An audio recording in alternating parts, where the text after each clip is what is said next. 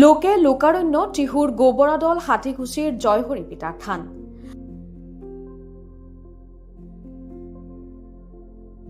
আজি পহিলা মাঘ। ৰাজ্যৰ প্ৰান্তে প্ৰান্তে মন্দিৰসমূহত দেখিবলৈ পোৱা গৈছে ৰাইজৰ ভিৰ। তাৰ মাজতে আজিৰে পৰা নলবাৰী জিলাৰ টিহুৰ জয়হৰি পিতাৰ থানত অনুষ্ঠিত হৈছে ৩৩ সংখ্যক ধৰ্মীয় সভা মহোৎসৱ।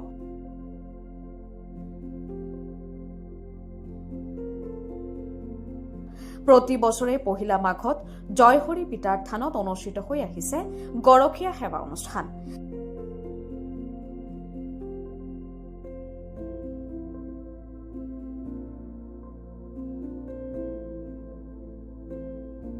এই অনুষ্ঠানত ১২১ গৰাকী গৰখীয়া সেৱা কৰা হয়। অসমৰ বিভিন্ন প্ৰান্তৰ পৰা ভক্ত দৰ্শনাৰ্থীয়ে ভিৰ কৰিছে টিহুৰ হাতীকুছিৰ জয়হৰি পিতাৰ থানত। এটা খুব সুন্দৰ অনুষ্ঠান, ধৰ্মীয় অনুষ্ঠান। এই জয়হৰি পিতা থান হাতীকুছিৰ প্ৰায় ৩৬তম আজি এই ধৰ্মীয় সভা মহোৎসৱ। এই দিনাই আমি ১০৮জন গৰখীয়া আমি সেৱা শুশ্ৰূষা কৰোঁ। তাৰ লগত ১৩জন আমাৰ থাকে, বাৰগোপাল বুলি কয় এইটো। অসমৰ বিভিন্ন প্ৰান্তৰ পৰা ইয়াত ভক্তসকল আহে, সকলোৱে সেৱা শুশ্ৰূষা কৰে। এই ৮জন গৰখীয়াক খাবলৈ দিয়ে।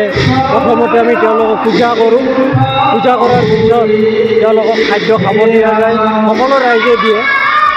এই থানখনৰ এটা মাহাত্য আছে যে ইয়াত যদি মাঘৰ ১ তাৰিখে যদি ইয়াত বন্তি জ্বলায় এই ঈশ্বৰে তেওঁৰ মনোকামনা পূৰ্ণ কৰে।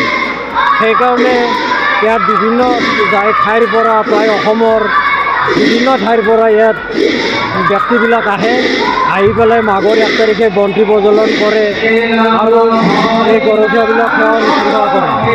গতিকে এই ধৰ্মীয় অনুষ্ঠানৰ দ্বাৰাই আমি জয়হৰি পিতা থানৰ জৰিয়তে আমি সকলোকে জনাব বিচাৰিছোঁ যে এই অনুষ্ঠানৰ জৰিয়তে আমাৰ মাজত একতা স্থাপন হওক, আমি যাতে শান্তি মতেৰে জীয়াই থাকিব পাৰোঁ আৰু আমাৰ মাজত শান্তি স্থাপন হওক। মই অনুভৱ কৰিছোঁ এই থানখন এখন বৈকুণ্ঠপুৰীলৈ পৰ্যবেক্ষিত হৈছে।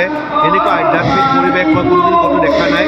গৰখীয়া সেৱাৰ জৰিয়তে ঈশ্বৰৰ যি সেৱা, সেই সেৱা অপৰূপ আৰু অভিনৱ। আৰু এই থান পৰিচালনা সমিতিয়ে যোৱা ৩৩টা বছৰে ইমান সুন্দৰকৈ এনেকুৱা এটা অনুষ্ঠান পৰিচালনা কৰি আহিছে। তাৰ কাৰণে থান পৰিচালনা সমিতিক মই ধন্যবাদ জনাইছোঁ। আৰু মই আশা কৰিম এনেকুৱা ধৰণৰ আধ্যাত্মিক পৰিৱেশে আমাৰ সমাজখনতো এটা আধ্যাত্মিক পৰিৱেশ বিৰাজ কৰিব আৰু তাৰ জৰিয়তে আমাৰ সমাজৰ বিভিন্ন বৰ্গৰ লোকসকলৰ মাজতো সম্প্ৰীতি আৰু ধৰ্মীয় পৰিৱেশে বিৰাজ কৰি সমাজখন সুন্দৰ হ'ব।